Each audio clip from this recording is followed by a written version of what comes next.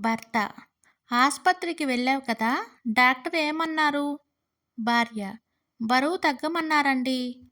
భర్త: ఓహో, మరి ఏం తినమని చెప్పారు? భార్య: రాత్రిపూట టిఫిన్ చేయమని చెప్పారు, కానీ భోజనానికి ముందో తర్వాత చెప్పలేదండి. మీరు ఒకసారి ఆస్పత్రికి వెళ్ళి కనుక్కొని వస్తారా?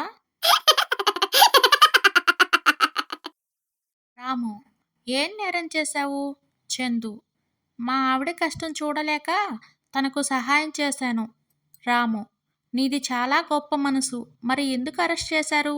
చందు: 10 ఏళ్ల నుంచి నేను ఒక్కదాన్నే కష్టపడుతున్నా, కాస్త పట్టించుకోండి అని రోజూ బాధపడుతుంటే సాయంగా ఉంటుంది కదా అని ఇంకో పెళ్లి చేసుకున్నా.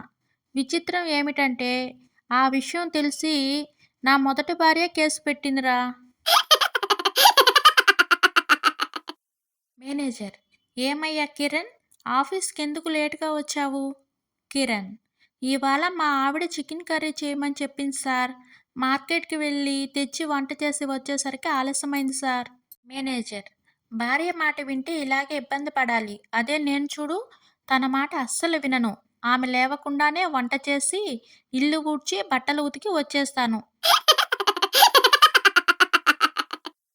భార్య: ఏమండి, ఓ మాట అడగనా? భర్త: అడుగు. భార్య: మీరు రోడ్డు మీద వెళ్తున్నారు. ఓ అందమైన అమ్మాయి మిమ్మల్ని చూసి నవ్వింది. అప్పుడు మీరేం చేస్తారు? భర్త: క్లియర్‌గా లేదు ప్రశ్న. భార్య: ఎందుకు లేదు? భర్త: అప్పుడు నువ్వెక్కడ ఉన్నావో చెప్పాలి.